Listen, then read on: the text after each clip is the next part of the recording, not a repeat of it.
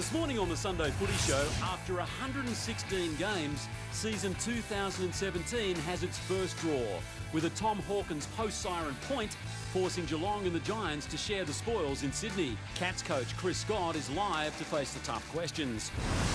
The Tigers are into the top four after round 15 for the first time in 17 years, while the Power is still yet to beat a top 8 team. Brandon Ellis joins us fresh from his 30 disposal performance. The Doggies are left to lick their wounds as the Eagles finally get a win on the road in Melbourne. What do the Dogs need to get back on track? And can the Eagles push for the top four? West Coast All-Australian defender Jeremy McGovern is live in the house. The Swannies continue their run as the form side of the competition. We'll check in with the panel as to how far they can go this year. And Damien Barrett has a special guest for his agenda. 1,736 days since his last full game, Alex Johnson chats with us about his return to senior footy. Plus, the Crows hold top spot on the ladder and the Suns honour the Little Master in Game 300. We've got all your Sunday footy needs covered. Just ask Malcolm Turnbull and Waleed Ali. It's time for the almighty, the all-conquering Sunday Footy Show. Look at him. Good morning and welcome to the Sunday Footy Show. Just a little bit of pre-show banter there from Billy. Bit of banter. Billy, how you going? Good, Tony. Lovely to see you and you watching. Exactly. It's school holidays, so all the kiddies are at home at the moment. Driving mad. Yeah, a long 2 weeks ahead of your mum, I can tell you that much. Nathan Brown's here. G'day, Nathan. Tigers are on the march, TJ. They're playing some really good footy. Oh, I've got a big question to ask you in a moment too, so I hope you got the answer. This man, the man who has single-handedly derailed the Western Bulldogs premiership defence. Don't you start. I'm copying that from their supporters who Luke have issues. Luke Beveridge might take you to task in the toilet again. Have you had a big night, Tony? That's what Lloydie asked him again. Look at the feathers. Not me, him. You. Bit of revolver action. Look at it. It was one of the great backhanders from Lloydie. You had a big night, haven't you? Anyway, Matthew's here himself, the champ. who wouldn't have? Barrel time for me tonight. And I again, tell you, a young requested side it. on the rise in my A young sights. side on the anyway. rise. North Melbourne. No, but And Kane Corns.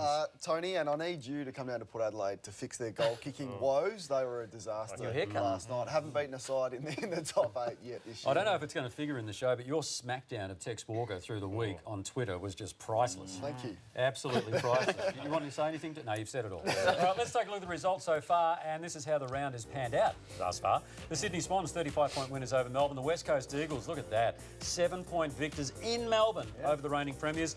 The Adelaide Crows, not all doom and gloom for the Blues, I've got to say, despite a 2-goal win there by Adelaide. The Gold Coast Suns inflicting misery on North Melbourne. The Giants and Geelong, the first draw for the season. And Richmond, if you don't mind, 13-point winners over Port Adelaide. And this is where it's got them, the top four. As we said in the intro, they haven't been in the top four this deep into the season for 17 years. Famous number at Richmond, that 117, Nathan. It certainly is, TJ. The rest of the ladder, Port Adelaide. You got St Kilda there, who, if they win today, can take Sydney's spot, the Western Bulldogs. The Bombers get an opportunity to move up today. Gold Coast is doing what they need to do at the moment, winning the winnable games all the way down to Carlton, who are probably playing better than what their position 15 says. Absolutely, and the coach wasn't too despondent last night. But let's talk about the draw. yeah, it's never easy kicking after the siren, guys. No, it's not. I'm in this category too, where you miss one, pressure's on. Bill, we don't all have your composure there, but Tommy Hawkins just shanked it. Just didn't come off the boot well at all. No, but there's a bit more to this as we have a look, and let's have a look at it again. And just with the sound up, and listen to the umpire blow his whistle just as Hawkins is about to kick the footy. He's won a game after the siren before.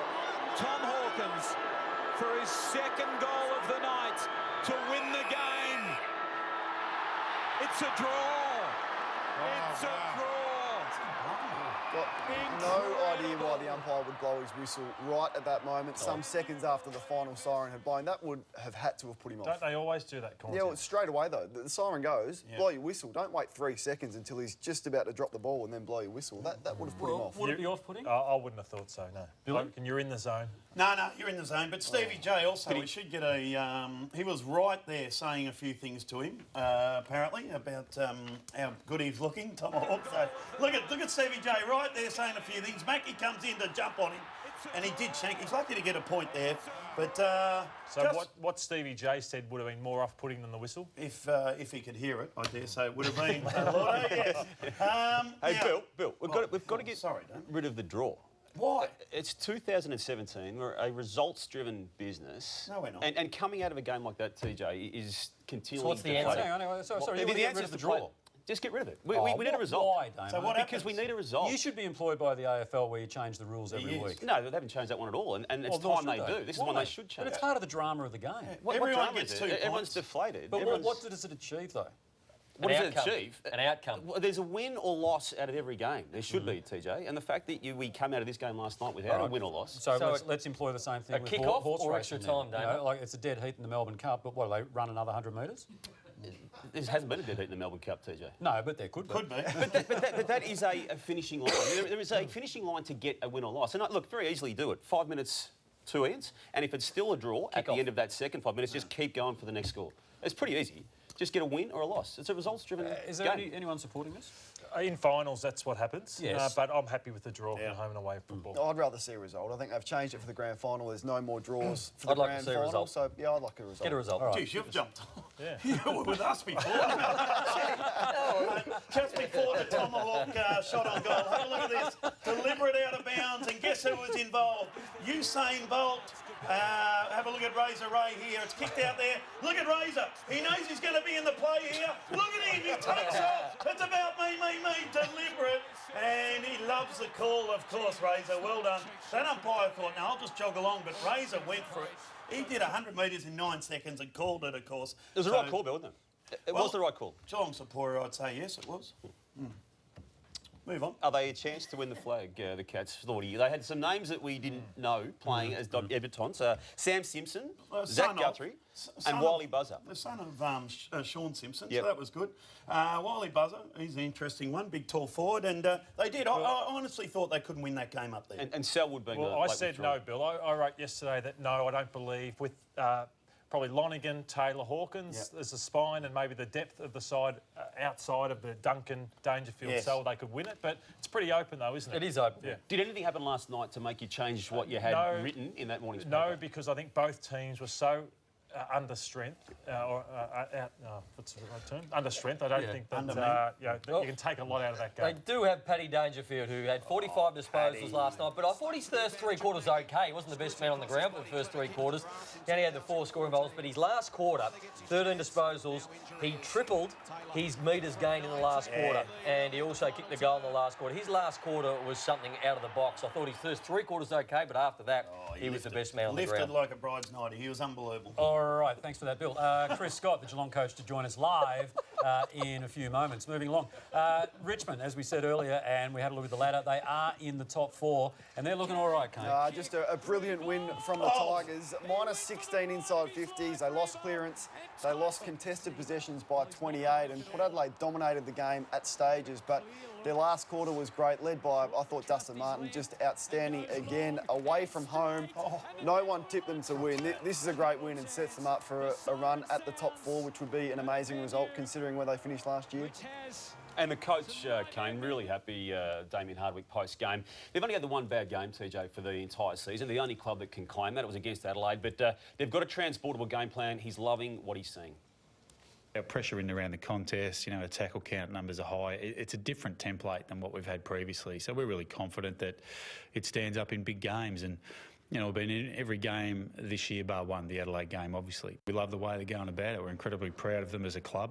Our fans should be the same, but we've still got a lot of improvement left in us. Our best footy, mark my words, is still in front of us.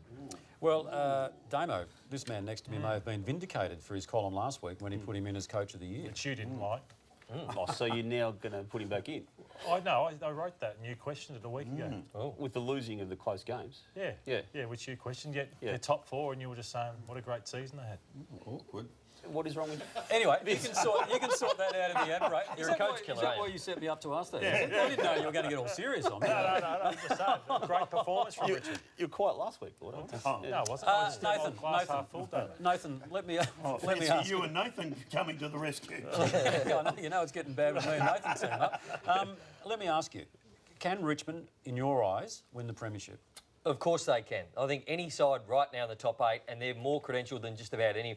Their losses this year have been by 5, 2, 3 and 9. Against the top 8 sides this year, they're 3 and 3 against the current top 8 sides. And as you said, they lost to Adelaide badly, but they were in front just before half-time and it fell away. So as the Bulldogs did from 7th last year, they've got a pretty good spine. They're the best centre-half back in the competition. And the mosquito fleet that they've added adds what they didn't have last year. So any side in the top 8 at the moment can win it, and I think they're as well credentialed as any. Dustin, I cannot wait for Brownlow night. Dustin, Martin and Dangerfield. The amount of 3 votes got, this could be the highest polling night of 2 players. They're just going to run away with it, these two. It's just a matter of who wins it. And another 3 votes last night. He had 36 disposals, the most score involvements on the ground. The out-of-contract status isn't affecting him at all. No, it was surprising as well. Ebert went to Cochin. I would have thought the obvious matchup was Ebert to Dustin Martin. Ken Hinkley went to Cochin. And yet again, Port failed to beat a team that's placed in the 8. It's a theme. It happened early in the season. It's happening as we are now entering the back half of it. And you can see the quality of the opponent there that they are losing to. And I know Geelong obviously only by the 2 points, and West Coast again are kicking a bit. But it's a theme, Kane. Yeah, just can't hide from it now, Damo. Ken Hinkley has tried to distance himself from it during the week, but they can't hide from that stat. They take on West Coast in Perth next week, another challenge for them against the top 8 side. But yeah, that is a real issue for them. One thing Ken did well last night was target Alex Rance. The first time a side has come to basically tag him as a fullback. Now, Trengove did the job early, and Rance was so rattled. He lost one-on-one contest. He's Cochin at half-time having a chat to him. Clearly, you can tell the frustration. You don't seem like that. You don't, and he spoke after the game saying Trengove got in his head. But credit to Cochin and to Rance, because his second half was as good as it always is. I thought he just read the play. He forgot about Trengove and backed himself in the air, and was a key reason 8 disposals in the last quarter. He is, and he was one of the players. You see players get rattled like Bug the other night, didn't really come back. Hennison, who got roughed up the other night and didn't come back to the game. He was all sorts of trouble at half-time, and to come back and do what he did, I mean, he is a superstar. Just before we leave this Port Adelaide-Richmond game, Kane, you wrote during the week about this rivalry from a Port Adelaide perspective, saying it was only second to the Adelaide Crows rivalry. Yeah. Jack Rivold had a response to that on Fox Footy during the week. Kane Corn said that they hate Richmond. Chaplin went from Port to Richmond. Port Adelaide. Kane Corn said today that it goes all the way back like 20 years. Kane Corn's speaking on behalf of the Port Adelaide Footy Club. We did play 300 games there. Yeah, we beat him in their 300th. He's 300th too, I think. So. And I didn't say they hate them. I said they love to beat them. And that is what a rivalry is. Clearly, I was speaking on behalf of Port Adelaide, but there's history there, and Port Adelaide love to beat Richmond. This was another chapter in the rivalry. All right, the Tigers' Brandon Ellis to join us a little later on to talk about that. What about the Western Bulldogs? We talk about how good Richmond is at the moment, but the Western Bulldogs just seem to be in complete disarray. For me, it's not a matter of whether they can win the flag, Teach. It's whether they can make the finals. That's how serious it's got for the Western Bulldogs this year. Yeah, certainly they weren't great yesterday, but a man who stood up in the last quarter, Nathan Vardy, the former Geelong player, kicked this big goal. The Dogs are coming really hard, and this sucked out the life of the Dogs' comeback. And then he went behind the footy and took 2 big contested marks to save the game. Have a look at the time there, and to take that mark there, a minute and a half to go. He wasn't his best game I've ever seen him play, but his last 10 minutes of that game were outstanding. Well done to Big Nate there. He needed a couple of good marks like that. A lot of interesting comments you just made about the Bulldogs. Their coach is giving some mixed messages in recent weeks. He got caught up in an umpiring controversy during the week, and even post-match yesterday, it's a different type of word and sentence that Luke Beveridge is using now compared with what he's done in the past. What I said was I'll never openly question their hunger. Well, I think it's, I'll challenge you to compare. You're always comparing us to how we've been, but are you doing the necessary comparisons? What are you comparing? Just the Western Bulldogs entity, that side? If we look at reality and change, just do some homework. Sometimes take a little step back to go forward for various reasons. The step back to go forwards, it's strange to hear a reigning premiership coach say that. Kane, do you subscribe to Matthew Lloyd's theory that they're in real trouble? Yeah, I don't think they can win the flag. And this one at home against a side that can't win in Melbourne, West Coast. West Coast lost 2 key players early. They were without Predis and some other stars. We spoke about Stringer, who can't touch it. Johannesson, they've got some concerns, and they just haven't been able to settle that forward line. So they've got some real issues. All right, let's take a look at some of those issues now with Lloydie over at the Plasma. The Western Bulldogs were manic last year. It's what won the premiership. Their pressure was phenomenal. Take a look at yesterday. Some of the coast-to-coast goals from this from West Coast Eagles side, just too easy. You see a lot of players at the Western Bulldogs guarding space, but if you haven't got someone putting pressure on further afield, you're in trouble. This one pretty much summed up the day why West Coast were great. They get it out the back again, and I pause it here. There's 8 Western Bulldogs players guarding an area, but not actually defending anything, which again, out the back, Jeddah just strolls in over the top to Darling. Far too easy. Saw so many goals like that yesterday. That didn't happen last year. This one here, Jack Darling, a great game, but what's the ease? Which two? Suckling, does he go? Not good enough. Cordy just drops his head there. They got beaten 7 goals to none at stoppages yesterday. He puts his hand up, yep, I'll contest it. What's this? Doesn't compete, sheet out the back, goal, game over. They're a shadow of their former self this side. Very good, Lordo, well done. We all love Falcons, of course, on this show, and this is a Falcon. Ooh. Dangerous. Look at this, Toby. Oh, that is a Falcon there, Toby McLean. When things aren't going right for you, things don't go right for you, Nathan. You talk about things not... Go on, Nathan. I was just going to say, further to Lordo's analysis up there, Johannesson, 4 weeks in a row he's been targeted now by players. Hutchings went to him yesterday, and he hasn't been able to work his way through that for 4 weeks now. He was their most important player for the first half of this year and last year. Murphy off half-back has been okay, but injured. Suckling was nowhere yesterday. Easton Wood hasn't been able to mark the ball in the air like he did the last couple of years and turn it back the other way. And no Matty Boyd. So when Johannesson's not there playing the way he is, that's their best part of their game, their half-back springboard. And at the moment, it's not existent. Nathan, you're well versed in the trade space. You cover it closely. You know what a player's worth.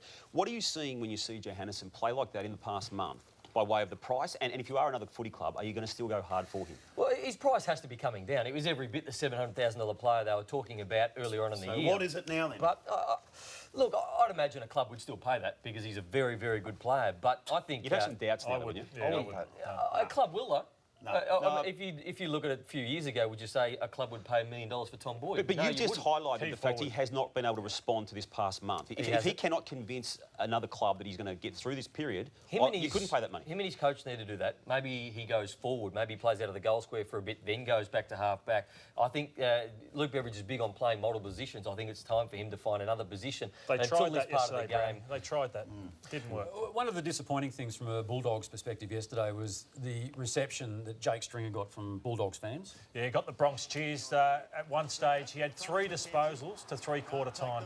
Tried hard in the last, but it was all too late. But I think Jake's playing like a premiership hangover player in that when he gets aroused, like in the last quarter, and the team's coming back, he gets up and about. Johannesson was a bit the same, but when it was hot early and things weren't going against them, Stringer just didn't work hard enough. And even the free kick count went against them, Lord. I say that because for the past year and a half, they've been very significantly positively. You can see that scoreline there yesterday, TJ. 6 difference there. And then they were tracking similarly to last year to that point of this season, that 100+ free kicks and also second best on the list when it comes to frees against. Your fault, Damo. No, it's an issue. Look, let's just treat it seriously. Clubs are raising it with the AFL. Sydney, Hawthorn, North Melbourne all have raised it. Other clubs have too. They're the 3 we know have. And West Coast got the rub of the green. Yeah. So you think, it played on their minds. Well, Luke Beveridge was angry at it at a press conference on Friday. And the fact that the clubs have raised it, angry with you. No, it's got nothing to do with me. It's the clubs raising it with the AFL, not me. Yeah, but you've raised it publicly. But only because the clubs raised it with the AFL. Anyway, we move on, as do the Adelaide Crows. This time, I'm sorry? They do. They had a nice 12-point win at the MCG team. Yeah, thanks for that, Bill. Bryce Gibbs. You're a bit Bill slow. didn't know the result until he just checked it. Bryce, they won by 12 points, and Bryce Gibbs is very good. If he's not in your All-Australian side, Gordo, there will be trouble, because he's been outstanding. And now, Kane, I want to ask you this. Adelaide had a big crack at him last year. They'll be lining up again to get him. Well, they will, but Stephen Trigg has spoken publicly and said that they are very confident that they'll keep Bryce Gibbs next year. Well, I'd like to think I could sit here quite confidently and say now that he'll stay at the club. He's contracted for 2 more years at the end of this year. He's happy. I think part of that's reflected, as you can see, in the way that he's playing. We don't detect the personal issues that led to that issue arising last summer. So I can sit here quite confidently and say that he's a Carlton player next year. Well, I was critical of them not letting him go last year, but now I think is the perfect time to trade him at the end of the season. He'll be 29, start of next season. His value is through the roof. Adelaide are desperate for another midfielder. Yep. They'll give 2 first-round draft picks now. It's the perfect time. They give 2. They would give a late, because Crows will finish high on the ladder, so it'll be a late first pick. It'll be 18 in the draft, plus a future. Don't you put that towards a younger player then? I don't think they do. Adelaide, this is their chance to win a flag. They've got the group to do it, but they need another midfielder. What's wrong with you today? And they could play this beautifully. They could play this beautifully, Carlton, and get rid of him and cash in with some younger players. Well, it was a milestone day for Gary Ablett, yet another milestone day for him. This time he chalked up the triple ton. Yeah, 300. Well done, Gaz. 37 disposals. Just another day at work for the great little man. 10 clearances, 2 goals. Was very well led again. It's the 114th time he's had 30 or more disposals. 114th Amazing, time. Bill. That is unbelievable. And well done, little fella. He's been a genuine star. And he might go back to the hoops next year too. That'd be nice, I know. wouldn't it? That's looking very likely. And a young star on the rise is Ben Ainsworth. What a goal he kicked yesterday. Kicked 4 actually in the game. So a real breakout game. A phenomenal goal, TJ. Unbelievable. We show the replay again. It was that good. Oh, And it took me back.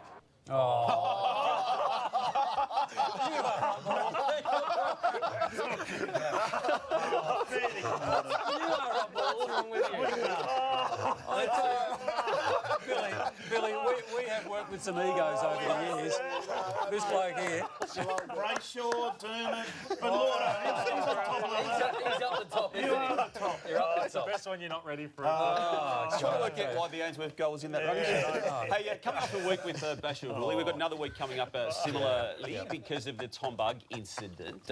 It was an ugly one. He's going to get, I would think, at least 5 weeks. Just for those who haven't caught up with it, Friday night, Callum Mills is struck and goes down. Both Melbourne, through Tom Bug himself and also his coach, and Swans players were really open immediately after the game. It was really good media. I'm not very happy about it, but we can't say too much about it. He's, Callum's pretty sick and sore at the moment, so we'll let the match review panel take care of that. It's a pretty cheap shot, so look, it's not a tough act. I'm sure he'd be pretty remorseful for it. I saw the footage and it does look really bad, and I'm a bit embarrassed. I'll cop the consequences that come my way. Like I said, the AFL don't tolerate it, and I don't tolerate it either. I've let my teammates down now, so I'll go away for whatever time that I have off, and train hard and come back in and help the team do what they can do. Great stuff from the Melbourne media department to actually put him up there. I don't know if he was oozing remorse, but let me say this, and I know it's a bit of a bugbear of mine, is that the tribunal scheduling has got to get better. I mean, for this to actually be spread over 5 days... No, it's not funny. I would love You said bugbear. What's wrong with that? Now, be serious. Serious. No, because this is actually spread over 5 days. The incident happens on the Friday, so we get saturation coverage on the Friday night. All weekend, we're doing it now, we're talking about it. Monday, we'll be waiting for the match review panel. Tuesday, we'll get the tribunal. Then presumably Wednesday, there'll be a follow of some sort. They've got to get better and smarter and do it within a 24-hour window. Now, Damo, I've said this to you off camera before. I recall, albeit in the late 80s, when the West Coast Eagles first started, going along and doing a tribunal hearing at the old VFL house on the Saturday morning after they play. Why can't we do it in a 24-hour cycle? I agree. They like getting the match review panel together with all matches to assess, TJ, with the same line of thought. But they won't say this. They don't mind the commentary around it either. They won't say this, but great they don't image for the game. No, and it is sending a good image because of what Simon Lethlean did last week, Lordo, courageously going into his own system to challenge it, to get the right decision on Bashir Hooley. It's the right decision. Did you see Doc Larkins behind that camera and then just positioning himself to get in that shot? Can we see that again? Have we got? No, we don't need to see it again. We don't need to see it again. I tell you what, if that's the downside of the weekend, then you've got the upside. No, yes. Do I? Well, it says here, the Alex Johnson. Did you have the big night last night? I thought you were going to the funny. Now, we're going to speak to Alex Johnson. It's been, hasn't played footy since 2012 grand final. And managed to come back through the knee from yesterday, and we're going to speak to him, TJ, in about 45 minutes' time. I hope you're awake. Platform 28's not open yet, is it? All right. It's always with some trepidation that we delve into what caught my eye, and we are doing just that right now. Billy, kick us off. Oh, we love Brian, we love BT, of course, we love his work on the TV and the radio, but he probably shouldn't delve into the medical side of things. Have a listen to Brian. I'm sure it's a jab in the shoulder and waiting for that to take effect. I am 100% sure that that's what they were waiting for. Didn't want to put him on the bench because the temptation to go on the ground would have been too much for someone with the thirst for the contest like Viney, even when he's not ready. Only problem is, BT, Viney's put the jacket on and gone to the back row, so boy, that's not good news. That's blowing the beater out of it, Richo. It's fizzer for you there, BT. You had me convinced, Brian. We love him. He had plantar fascia in the foot. Yeah. What do you got, Nathan? I'm sure you've got something. Yeah, to be tough. Now, Bill, you played footy, centre half forward. Have to be tough to play there. Stand in the hole. Gaz, I'll skip you, Damo. But TJ, you had to interview Nelson Mandela when he came out of prison. Very hostile territory. Kane, Took tagged on the Barry best Hall. of them. He took on Barry Hall. But nobody on this panel is tougher than this man. Lord, come on, Lord. Just to raise some money for the footy trip. Village people. Village people, YMCA. Oh, come on, Lotto. I was in a Adelaide barber during the week, just got a new fresh trim, as you can see, and I was looking for some inspiration in the barber. I looked around on the wall and I saw this. Right next to George Clooney, if you don't mind, Nathan Brown in an Adelaide barber shop, so I just went and got the old Nathan Brown. Yeah, George. Is that real? Yeah, they're real. Now, They're assisted.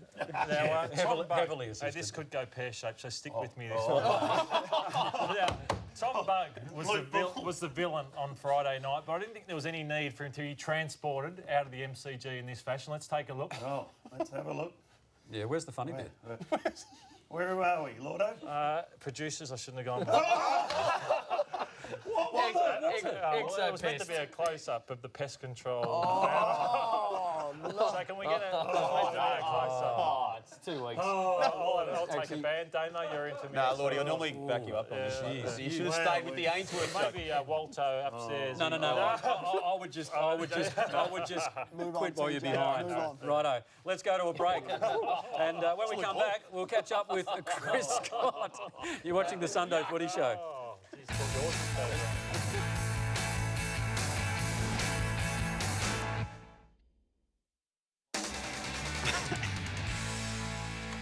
Welcome back to the Sunday Footy Show. You just got rid of that in time, didn't you? You still got your Yeah, no, I've still got mine. I've still got my Milo here. I didn't have enough time. Anyway, what a great game last night. There's no doubt about that. As we said earlier in the program, the first draw of the season. Billy, you were privileged enough to watch it. I was, from the Cremorne Hotel. It was a great game, this one. The Cats led for most of the game. He had Oscar at home there, that's report. Then Giants, of course, hit the front. They were a point up there late in the game. Tomahawk takes a mark and kicks a goal.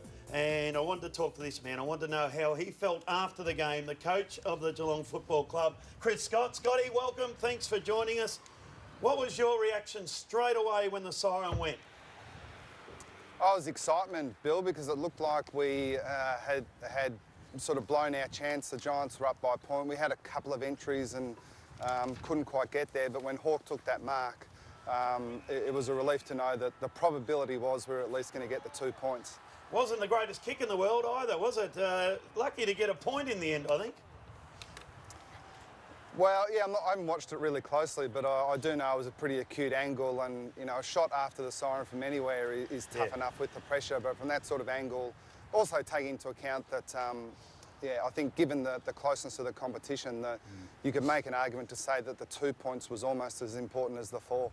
Chris, just as an aside to that, we were just speaking before the break about how the whistle may have put him off. Has he said anything like that to you yet? No, he hasn't. I'd be very surprised if Hawk used that as an excuse. I'm not really across that, to be honest, but can you elaborate? Look, the umpire was very close and the whistle was very loud, and there's a lot of conjecture as to whether or not that just as he took the kick, whether that put him off or not. Right, okay. Yeah, as I said, I'd be surprised. Hawke's concentration's pretty good. I'd be surprised if that was enough to put him off. I tell you what did, Stevie J was right near him too there when you have a look at it, and Stephen would have been saying a few things to him, I dare say. So pretty good game. Great start, I thought, for the Cats. Three first gamers, no captain, no Menzel, and actually I thought we were in a bit of trouble from the start, but it was good just to hang in there the whole game, and certainly his first quarter, Scotty. Yeah, I'm glad you still refer to us as we, Billy. We all felt that pre-game was going to be a big challenge, even if we had all our personnel, such as the quality of their team. But we just kept losing players in the week before the game and right up until the final warm-up when we lost Menzel. So it wasn't the ideal circumstances to bring in 3 debutants at once and lose your captain pre-game, but all those guys acquitted themselves really well. We're really proud of the players' efforts, even though we didn't get the win in the end. Chris, just with the game, I thought you really got hold of Dylan Shield. You worked over a number of players. Tom Scully looked a little more fumbly than we've seen him in the past, and then just seemed like their running game really got going late in that last quarter, or through most of that last quarter. Yeah, I think they played their best footy in the last quarter, there's no question of that. The conditions were a little bit slippery, which made ball handling hard in the congestion, and I think they've got such good midfielders in there, and Shield was getting away from us there at one point. Blitzarves did a pretty good job on him in the second half, and obviously Paddy Dangerfield led from the front for the second week in a row without Joel there. So we were confident it was going to be a pretty close battle between 2 pretty strong midfields, and probably include our 2 ruckmen in that as well. They did a great job on a good player in Mumford. Hey, Scotty, Sam Menegola found himself out of the side earlier in the year, but he's been brilliant, consistent since coming back. Last night, 33 disposals without Selwood, the most score involvements on the ground. You would have been happy with probably his best performance of the year. Yeah, and he's had some pretty good ones of recent times. He's making a bit of a habit of really stepping up when he gets a bit more opportunity in our midfield. Obviously, a lot of attention goes to Selwood and Dangerfield, but Sam Menegola and Mitch Duncan was exceptional. He's probably our best player in the first half. So we feel like we've been slowly building a bit more depth in that midfield, which is obviously a priority for us with the transition we've had. And when you selected the side during the week, you probably didn't have these 3 names in the 22, but Buzzer, Guthrie, Simpson all played last night, and you spoke about the depth. This just adds to it, Chris. Yeah, they were really important for us. I must admit, when we got on the team bus on Friday down in Geelong, you could have been forgiven for thinking we were going to an under-18 games. Those boys they look pretty young and they're pretty light, but those guys in particular are really smart footballers, and we're really pleased with their development. Didn't foresee them playing AFL footy quite this quickly, and even Wiley Buzzer, who, to be honest, has probably been knocking on the door for the last few weeks, and it wasn't a surprise to see him take his moment either. Yeah, they wouldn't get into wet and wild up there if they're up in the Gold Coast. Won't they be too small? Or honestly, I don't reckon they've had a shave yet. They have not had a shave. They're the youngest looking kids I've ever seen. What about the old Chris, emotional Scott? Have a look at here. We've got some great vision of you here. A free kick given away, and you're not happy. And then Hawke marks it, and look at Scotty. Yes, you beauty, Hawke. And he's jumping around. Oh, we love it, Scotty. Then you put the headphones back on and say, there's no more time. Tell them there's no more time. Scarlo doesn't know what to do next year, and you throw them away. We love it, Scotty. I can't see it from here, but I imagine it was some of my best work. I actually did whack the glass and left a handprint that I had to look through for the rest of the game, so I'll work on my remonstrations next week. Chris, just before you go, a couple of other things. We mentioned that you're staying up there for a week, eh? You're going to head up there and stay there for the week beforehand. Is that risky at all? I mean, they're not going to slip into holiday mode or anything like that? Oh, that's always the risk, Tony, but it's not the first time we've done it. We've probably, off the top of my head, I think this will be the 3rd time we've done it. We look at the fixture every year and look for these chances. The 2 consecutive weeks of travel is an opportunity for us. We've got a younger group, so it is a little bit of a test of their professionalism, but we've got great feedback from the players the previous times we've done it, and they're really clear that the main reason for doing it is to get good performance. So a bit of a risk, but one worth taking, we think. All right, and just the other one we wanted to ask you about, Gill's dinner. Seeing we've got you here. Now, we did do an assessment as to who took what, and we know that Simon Goodwin's bottle of red was about $60. Alistair Clarkson had a bottle of gin. Word on the street is you took a cask. Yes. I did take something in cardboard for Laura, Gill's wife, but it was Verve, so I don't think I was okay, very slumming nice. it too much. All right, I think he's done well, Bill. Yeah, he has. Yeah. The Verb's worth, well, that's 60, 70 bucks a bottle. So well done, Scotty. Must have got it from a bit cheaper at the Cremorne, Bill. A lot cheaper at the Cremorne, very good. Must have got it from the Footy Club fridge. Yeah, now the vote's here. Paddy Dangerfield was outstanding, best on ground. Menegola, as you said, I loved his game. Lockie Whitfield, he's been in good form, just keeps running, and Nathan Wilson liked his form down back. But 2 points each, I reckon Scotty would be quite happy, as you see there. Was quite happy with that. We thank you, Scotty, for coming on the Sunday Footy Show, mate. Thank you. Thanks for having me, guys. Appreciate it. Good on you. Chris Scott joining us there, and it was very good of him too to join us this morning. All right, let's check in with Nathan now. He's got the Chemist Warehouse injury report. Nice work, TJ. Jack Viney, foot plantar fasciitis, so he came back out after half-time and everyone was wondering why he was on the bench, but likely to miss up to a month of football. He's going to have scans and see how he goes. It's a reoccurring injury. Now, Kyle Hardigan, marking contest, you see there, did his hamstring straight off the ground. Looks like a bad one too. Yep. Could be a 4-weeker. Pierce Hanley, similar sort of thing, hamstring. Running off half-back. He did come back on, but then went back off the ground as well. So, and Jared Waite, this is the story of his career. 4 goals, unbelievable, then icing up the calf late in the last quarter. So, and this young man, Jeremy Finlayson, first game, left knee. Let's hope for the best for him. He's going to have scans today, but it doesn't look good. And for first game, we wish that young man, Finlayson, all the best. I've never known so many players to be pulling out of matches late and injuries building up. So I'm not sure if it's the toll, the game getting faster, what it is, but countless injuries week after week. Yesterday, of course. Yeah. All right, now that doesn't form the basis of your barrel, though, does it? No. It's been a while since you've had a barrel, but you've got one after the break. Actually, it was 2 weeks ago. I'm covering for Nath today. So. I thought yours was better than what that's mine right. was. Yeah. I'll hold mine till next week, Tony. The barrel.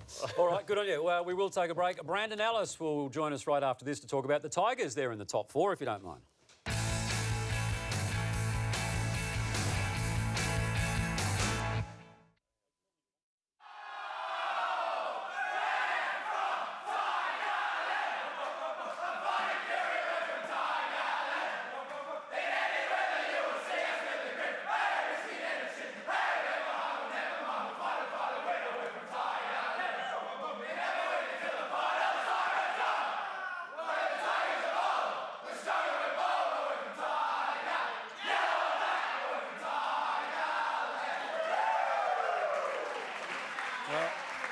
Still arguably one of the best club songs in the competition. You've certainly heard plenty of it this year, the Tigers, and this is why they were singing it. It was that mighty win over Port Adelaide, 11-10-76 to 8-15-63. The Tigers just flying in the top 4 at the moment. No, they were terrific. TJ came over with a mission. I thought some of their better players were down early, which was a great result for them to be able to win without those players standing up in the first half. One player who did, though, Brandon Ellis, joins us at the Melbourne airport. He was terrific last night, 13 disposals in the first quarter. Congratulations, Brandon, and sitting nicely in the top 4 as you wake up this morning. Yeah, thanks, guys. Yeah, it's nice to see us sitting in the top 4, but as I said before, there's a long way to go. I think we've still got 9 games to go, so we can't rest on that. We've got a big second half of the year ahead. Let's take a look at some of the game highlights. Thought Port Adelaide challenged you early, dominated inside 50s. They missed some shots on the scoring board, but half-time you had Alex Rance down. Trent Cotchin was well held by Brad Ebert. But the adjustments that Damien Hardwick made at half-time were pretty important. Yeah, they were. Yeah, Cotchin was a bit down, and obviously Rance was as well. I think Trengrove was tagging him, and look, Port did let us off the hook by not putting scoreboard pressure on. They missed a lot of easy goals, which sort of kept us in the game, and we were just able to wrestle the momentum back in the second half, which was good. And Brandon, just on the return, Butler and Stengel, 2 younger players, to get 5 goals out of those 2 in a tough environment over in Adelaide was a huge return. Yeah, it was. It just shows we don't have to rely on Jack Reward anymore to kick the goals and to kick the winners. Our small forwards are really chipping in and putting in the hard work, and it's good just to see him, getting on the scoreboard and sort of taking the pressure off Jack as well. Brandon, a lot's been made of your midfield last year in particular, inconsistencies and obviously Martin doing a fair bit of the heavy lifting, but this year your own game been very, very consistent, as again last night, 29 disposals, as Kane said, 13 in the first quarter. It's a midfield that bats deep now. Yeah. Yeah, it is. And look, I've been playing mostly half-back this year, and I think it sort of helps when our midfield pressure and our forward pressure is, elite, and it sort of allows me to set up, pretty strong defensively behind the ball and allows me to sort of just read the game. So, it does come down to the midfield pressure and the forward pressure as to why, my game sort of lifted a bit. And Brandon, we love the second half of Trent Cotchin. As you said, he was pretty quiet early, but just had a chat, showed a bit of leadership, had a chat to Rance at half-time and really lifted after half-time. Good question, Bill. Was it a question? Yeah, he did. Rancy was a bit flat in the first half. But yeah, Kochi did go and have a chat to him at half-time, just to get back to what he does best and just to keep his game very clear. And I thought Rancy was superb in the second half. So was Dustin Martin for the whole night. 11 in the last quarter when the game was on the line. Just his maturity now, and he senses the big moment. 11 score involvements, the most on the ground. But just how good's he been this season? Yeah, Dusty's been fantastic, hasn't he? He's a freak. It's amazing how good he is and how he's taken his game to a new level as well. So yeah, he's having a fantastic year, and hopefully he can keep it up. It sort of takes the pressure off Kochi in the middle, and it's also good to see down press here stepping up, and obviously Kane Lambert as well, who's having a fantastic year. Well, let's take a look at the votes because he'll feature at the top of the votes last night. Gave him 9, best player on the ground. Wingard had 39, had 1,000 kilometre metres gained, Brown, if you don't mind. Lambert, you just mentioned, he was terrific. And Sam Powell-Pepper, for his 24 disposals and 2 goals, should be well in contention for the Rising Star this year. Good on you, Brandon. Thanks for joining us. Just before we let you go, has the club spoken to the player group as a whole about the expectations now? I mean, you're starting to be mentioned in the same term as premierships. Nathan Brown, whose name you'd see on the honour boards down there at Punt Road, I'm sure, he's saying that, you can definitely go all the way. Have you been spoken to about just, to use the term, keeping a lid on it? No, you got it, Look, I think anyone's a premiership contender this year. You've seen how even they are. The competition is, but we just take it week by week. I know it's the old cliche, and it's not what you want to hear. It's boring, but we do, and you can't really look, more ahead than the next week. So we'll keep doing what we're doing, and we'll keep improving, and hopefully we can take it up to Saints next week. All right, good work. I'll tell you what, his first live TV interview, I think he's done very well. Yeah, really good. Yeah, impressive young man. Very well. Well done, Brandon. And because you were so good, Billy's got a bucket load of prizes for you. We'll tell you about those when you're off air. But thanks for joining us, mate, and good luck next weekend. No, thanks for having me, guys. Cheers. Thank you. Brandon Ellis joining us there from the Richmond Footy Club. Righto. Strap Here we yourselves go. in. It's, I've never known a barrel to have had so much time dedicated to it in the lead up to it. But Matthew Lloyd has been working on this one for minutes. Thanks, TJ. Simon Goodwin spoke on June 18 in the aftermath of the Tom Bug tweet in Jason Johannesson. Let's take a listen to what Simon said back on June 18. But I think it's really important to establish that we want to be a club that's respectful and humble in the way we go about our business, and that's the discussions that we've had with our playing group. And I'm not sure where the game's going in that domain, but I think from our perspective that's how we want to be seen, and hopefully it's not taken the wrong way.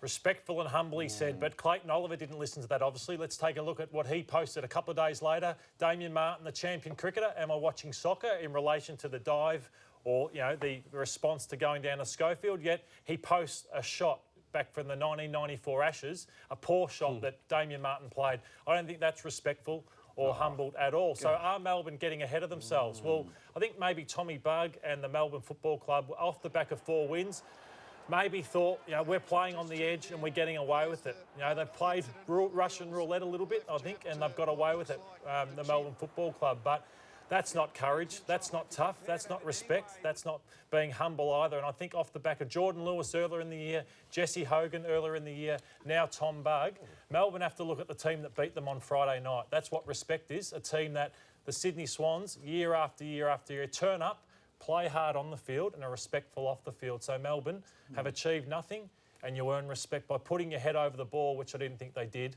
very early in that game on Friday night and were taught a lesson. Well, I'm not going to argue with you when it comes to your football now, but you've obviously fallen into the category of the politically correct elite, because what is wrong with them sending... And what's wrong with Clayton Oliver defending himself? Exactly. No, why? Because you could defend yourself countless times, but what does it achieve there? But he was accused of faking it. That's it. Right? Whether that's right or wrong, he's allowed to defend himself. He defended himself countless times in the media. Who took the jam out of your donut this morning? What's that? No one did. All I'm saying is Melbourne. We want Melbourne Football Club. Yeah. We all want to see them do well. We do. There's a lot of huffing and puffing, but Friday night I didn't see too Matthew, much on the field. what we don't want is a competition full of robots, and they're showing That's a bit of character. Their coach didn't like it, TJ. Did you miss the first point? No, but hang on. Did you miss the briefing before the season when Melbourne, the coach, the coaching panel, the CEO, the chairman were all there with about 10 of us from the media telling us they're not going to be a soft team anymore. They're going to really get into the rough. Tough, was it? What? The tweets and the Instagram and the punches. No, the tweets were justified because they were defending themselves. Jordan Lewis punching against the Carlton game, that wasn't tough. Either was Hogan. Mate, I'm happy to debate it with you, but they're screaming at me upstairs, all right? So we're going to go to a break. We will continue this possibly later in the show.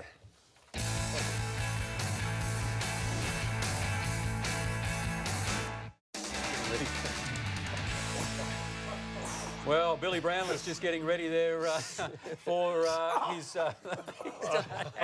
Crap. Are you going to be able to get up? Yes. A few push-ups. Anyway, that's coming up a little later on with Billy's list. That's how he prepares. That's how seriously he takes it. Anyway, we're going to get serious for a moment, though, because Carlton and the Adelaide Crows take us through this one. Yeah, it wasn't a pretty win for Adelaide. They did enough. Carlton challenged them. Adelaide kicked the first 4 goals of the game, jumped out of the blocks, thought Jenkins was terrific, but Carlton fought back as they have done all year. They're terrific. Kerridge, Liam Jones again, seeing a goal here from Taylor Walker that was important, but Jones blanketed Walker, just the 5 kicks and 1 goal for Taylor Walker on the day, and Jones has just been sensational. His form continues. The Crouch boys. So with the midfield, you touched on Bryce Gibbs earlier in the show. Do you think... Good position to make a grand final, but still need another midfielder. As we look at the votes, TJ, Gibbs, just sensational. 15 tackles for Bryce Gibbs. Liam Jones, 15 intercept possessions, 7 intercept marks. Absolutely killed Taylor Walker. 7 intercept marks, huge. Killed Taylor Walker. Brad Crouch got plenty of the footy, 30 disposals, 10 goals. So pretty good performance from Carlton. Big game next week against Melbourne. How are you and Tex going at the moment? No, we're good. Yeah. I've got no issue with Taylor Walker. I just find it funny that he continues to tweet me. You're in his head, mate. I must be, TJ. A little bit like you're in Brownie's head. Am I? Not really. I don't think there's anything in his head. Fit in there. You wouldn't fit in there. I wouldn't. You wouldn't fit in my head. Well, there's plenty of room in there. Anyway, Billy's over at the plasma. Bill, what do you got? I reckon you're a corn in his foot. Now, great finishes. This is all about great finishes. And there's 6 of them here. Let's go back to Malcolm Blythe. What about this, boys? Here he is here, the great Malcolm Blythe. This is a game at Princes Park. Takes the mark. Now have a look at this. This has gone 83 metres straight post high. That is one of the great finishes. Well done to you. You're a legend, Malcolm Blythe. Plugger, of course, at the SCG. Only needed a point to get into the final here. There's 16 seconds to go. A goal would have been nice, but big Plugger just went back and kicked the point. That's all they needed. Great work by you, Plugger. Number 4, Hayden Valentine. I love this one. The little pest himself. Look at this, they're 2 points down, Freo. They need a goal. Hayden comes in. He thinks he's won it for him. Have a look at him, he takes off. I've won the game for him. Well done. And he hit the post, sucked in. And they didn't win it. Number 3, what about Dopey? The scores are level. 130 apiece, you idiot. How dopey can you get? What a fool's head. Number 2, Ash McGrath. What about this game? The Cats, this is his 250th game for Brisbane, by the way. The Cats led by 52 points during this game. They kicked 8 goals in the last quarter, Brisbane. And this man here, Ashley bloody McGrath, goes back and goes bang! Straight through the, he's happy, straight through the high diddle. That was a good goal and a great win by Brisbane. But the number 1, Nick bloody Davis. He kicked 4 goals in this last quarter against the Cats. That was one of them. Got him within 3 points. And look at this now. A throw in. He gets it, doesn't even get it right, kicks the goal and they win. Could not believe that. Get stuffed. Nick Davis. Great finishes there. And honourable mentions to me and you, Lordo, for goals after the siren, but we didn't want to show them. Do you need oxygen? Well, they've got to take the jacket off. No. Cut away. No, that's worse. All right, we'll take a break on the Sunday Footy Show. Still to come in the program, we'll have a look at the Gold Coast Suns. Yeah, the Gold Coast Suns too good last night, Bill. They were indeed. Lyons, Jared Lyons was very good. Ablett, it was all about Gary Ablett Jr., of course. His 300 game. Lynch, outstanding. Lyons, good. Gary Ablett, good. And Jared Waite was probably North Melbourne's best with 4 goals. But well done, Gary Ablett Jr. And Lyons is going well. Actually, Jared Lyons been good up there. Yeah, very good. And we will celebrate Gary Ablett's milestone a little later on in the program. Damo will be back with his agenda, a pretty special one too. And also the Eagles superstar, Jeremy McGovern. He's big, isn't he? He's big. Big McGovern. Yeah, big McGovern. He's big. He's over there. He's coming to join us right after the break. Stay with us.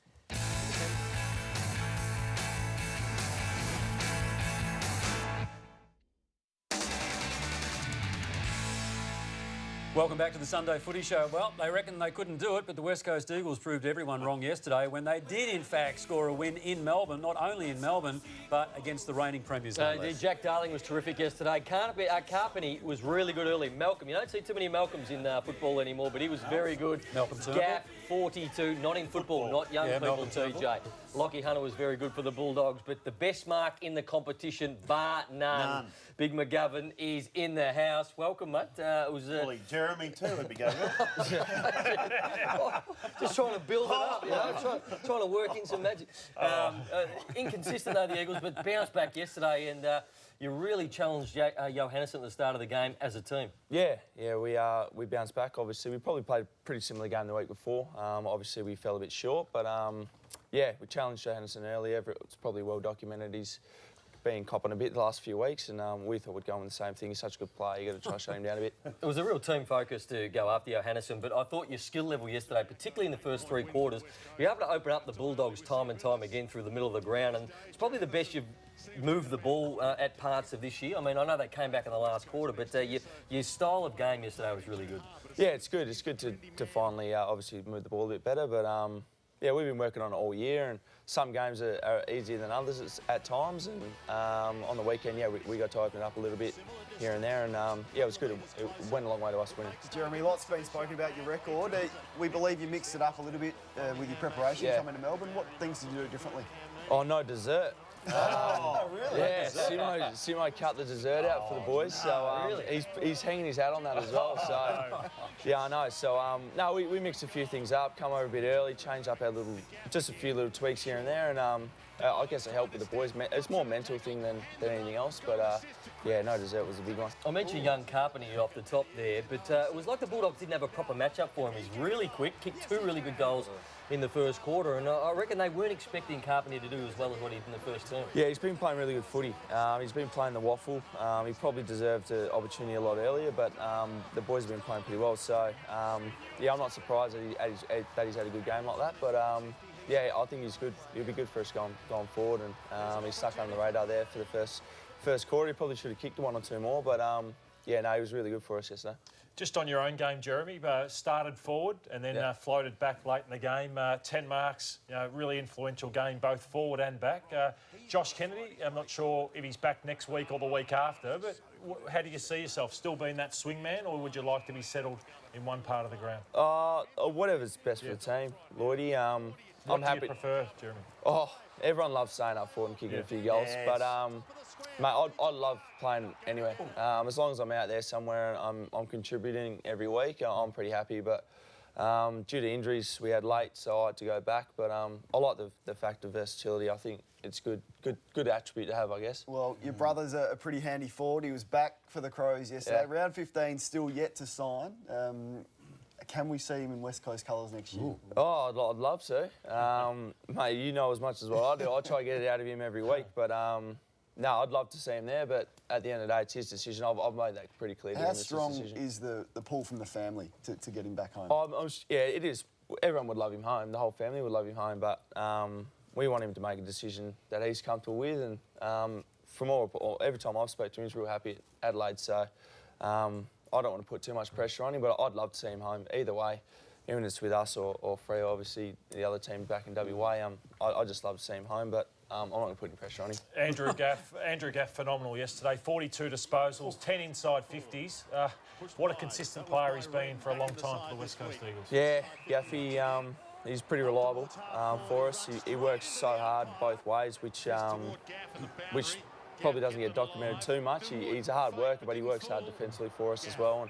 And he's always going to rack the ball up. He gets the footy every week for us, and we love the ball in his hands. So if we can have 42 every week, that'd be awesome. You'd love to get Josh Kennedy back, but I thought Jack Darling's form since he's been out has been terrific. Again yesterday, 3 goals. He offered an option every time up forwards, 12 score involvements. He was very, very good yesterday. Yeah, JD's he's one of our key players, and he's copped a bit of criticism, but internally we know how valued he is and how much of a good player he is, and yeah, it's good to see him finally hitting the scoreboard. He's stepped up without Kennedy there, hasn't he? Yeah, he has. I think he has. But he's got a bit of flack for it. But yeah, internally, he's definitely stepped up for us, and he's a massive target for us. He's a hard match-up. I've played him in training plenty of times. He's hard to match up on. So I'm glad he's in my team. Jeez, I tell you, good-looking rooster, isn't he, Bill? Very much so. Yeah. Oh, Big McGovern. He's all right. Do you reckon you're in All-Australian form again? Am I? Yeah. Yes. This is where we're going with this, Jeremy. This is where we're going. No, All-Australian form? Yes.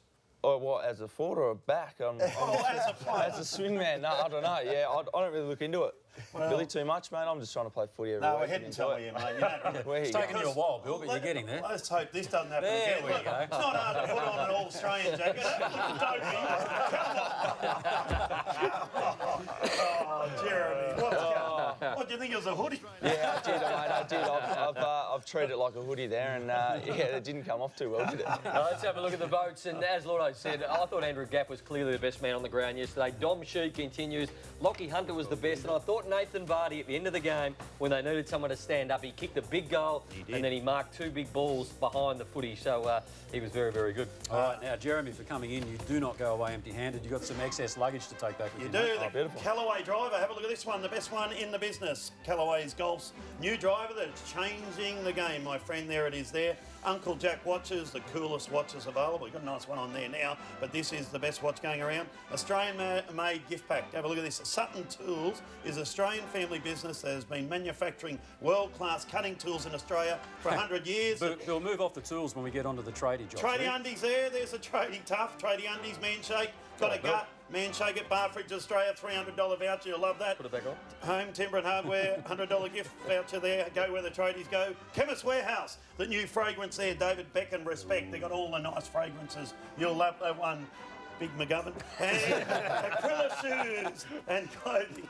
$250 at Aquila there. Nice one down Chapel Street. Get in there, get all your good gear. Thanks for coming in, Jez. And because the coach has wiped out the dessert, you have a big muffin to take back with you too, mate. Beautiful, mate. I'll smash that straight. All right, good on you. All right, stay with us now because Lloydo's standing over there by the plasma. It's always with some trepidation when we've got a guest in the house. Certainly a past All-Australian with his current team. Jeremy, just behind Rance and Hurley. So he misses out, Phil. But I've only made the one change this week. Pretty settled team, and Carlton will be pretty happy because they've got their 3rd person into that team. Bryce Gibbs just been a phenomenal year, considering he looked for a trade at the end of the year. Didn't happen, but great form. Cruiser, Gibbs, Doherty, who would have thought all those 3 for a side in the bottom 4 or 5 would be in the All-Australian. But other than that, it was hard to make change. I looked at Gaff possibly for the wing, but Mitch Duncan holds his spot for another week. All right, good on you, mate. Thanks for that. Jeremy, have a safe flight back, and we'll see you back here very soon. Yeah, thanks for having me. Jeremy McGovern, Big McGovern, joining us on the Sunday Footy Show. We'll take a break. When we come back, a stack for you, including Damo's going to have a chat with the Swans. Alex Johnson, what an amazing story he's got. See you soon.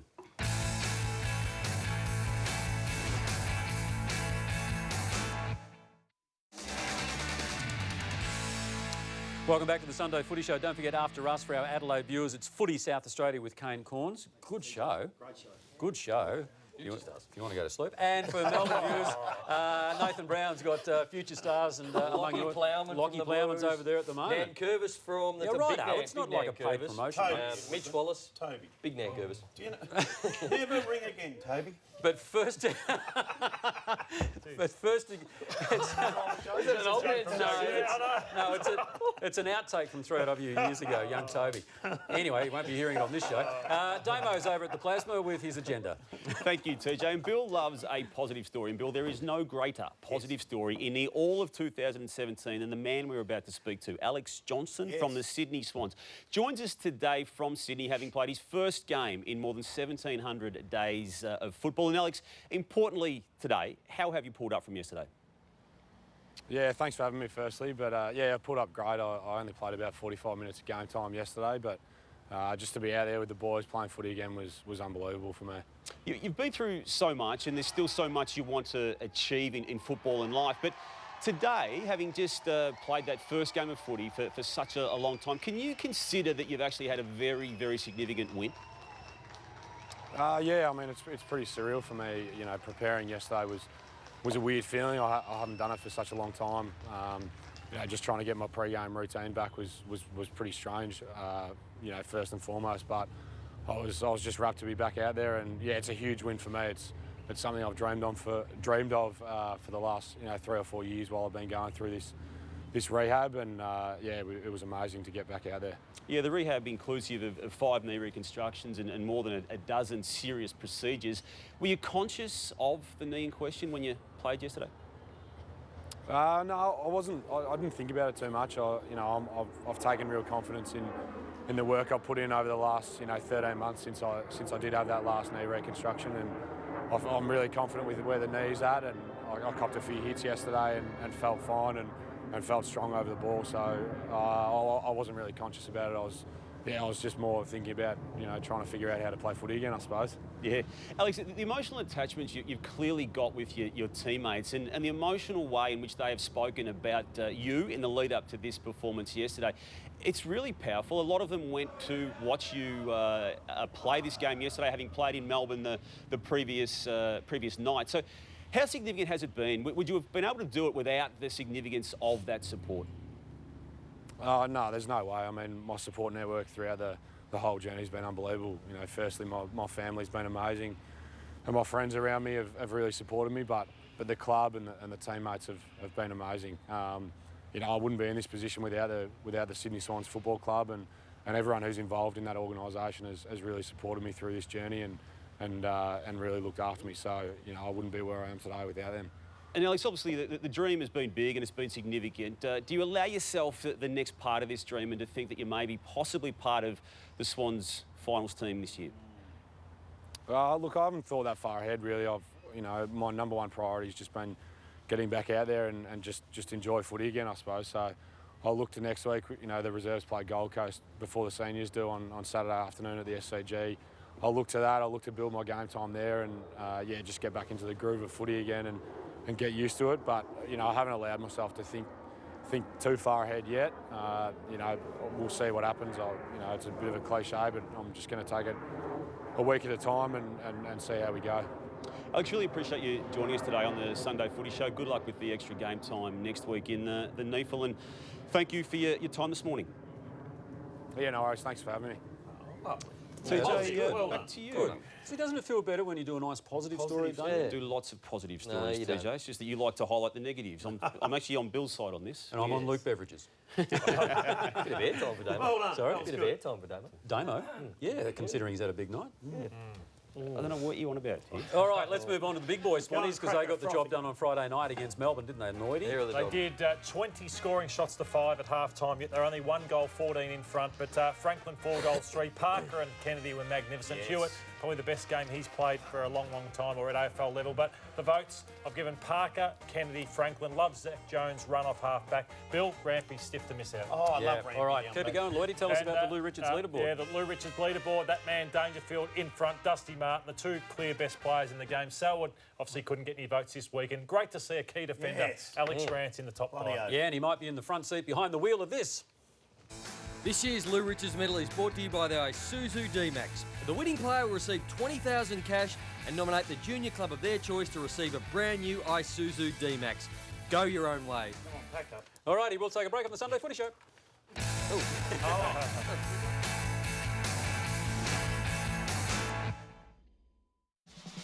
It was 2009, a year dominated by one man, the son of God, Gary Ablett Jr. At the peak of his powers, Gary took home Charlie in a landslide and a second premiership just days later.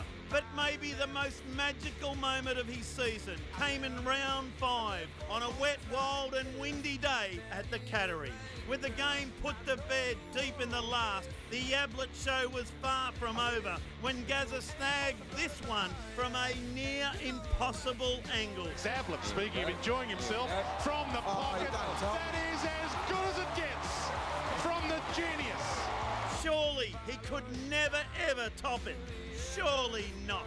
But fast forward 4 years on, and now a son, Gary was set for a royal return to Geelong. The stage was set for the little master to repeat history. Really well done. Lynch stretched for it. Here's Ablett from the pocket. High ball. Don't tell me. Yes. Goodness gracious me. That is an unbelievable goal from Ablett. Deja vu, my friends. The homecoming was complete. Wow, Billy doing a bit of French. read there, Deja vu. Deja vu. I was listening to an interview on 3AW yesterday with Rodney Eade, who said that he reckons Gary Jr. has eclipsed his dad. Would you agree with that, Bill? No, he's old man, a better player, better record, young Gary. But to go and watch senior play all day, every day, you would. All right, OK. Plenty to debate in the world of football. And that'll be done certainly tomorrow night on Footy Classified with Matt. Who you got on tomorrow? Is it the normal panel? Damo's in. For, Damo! Caro's Wow. still on her long holiday. I'll tell you what, you've had some names. Nathan Buckley, Brendan Goddard and Damo. Damo. Anyway, that's 9:45. Oh, feathers. That's not meant as an insult. 9:40. Did that come across as an insult? Yeah. Oh, well, it wasn't meant to be. Is Damo listening? Oh, he's over there. Anyway, 9:45 tomorrow night on Channel 9. Damo and the crew. Make sure you're watching that. And also 8:30 Thursday night, The Footy Show, the original and the best. You know who we got on? Patrick Dangerfield? Damo. Oh, Damo, of course. Well, don't worry about Patrick Dangerfield. All right, over at the Plasma now is... It probably did come across as an insult, didn't it? All right, here's Nathan. Thanks, Anthony. Sports bet this weekend, 24 up promo. We're calling it the $550,000 kick last week down in the Cattery. Fremantle, 24 points up in the second term. Then Walters, 20 metres out, misses. So all the Cats punters get paid out $550. If it goes the other way, we keep our $550. Sucked in. And I keep my bonus. But let's have a look at today's games. And a couple of good ones on. Bombers very, very short today at Etihad, so we don't think the Brisbane Lions will get up over the line. And what about this game? We opened the Fremantle Dockers favourites in this game. Have a look at the quote on screen now. The big money has come for the Saints. They were very good against West Coast back in round 1 over there. But to tell you what, now Fremantle looking very good odds on that occasion. And then another one. These two were very even, about $1.90 each of two at the start of the week. All the money has been on the Pies during the week, even though the Hawks have been playing some pretty good football. And remember last time, the Hawks are 36 points up and Tom Mitchell had 50 disposals. Wow. Can he have it again? 50 disposals, $31 for Tom Mitchell. I've been busy at my desk this week. Tommy Mitchell, 50 disposals, $31. Gamble responsibly, Anthony. Yes. Thank you very much, Nathan. $151 something. Oh, you're bookied now too, are you? All right, that wraps it up for this edition of the Sunday Footy Show. Don't forget, Footy Classified, 9:45 tomorrow night with that man, Damien Barrett. We love you, Damo. All right, whatever you're doing for the rest of this Sunday, hope you enjoy it. We'll see you next week.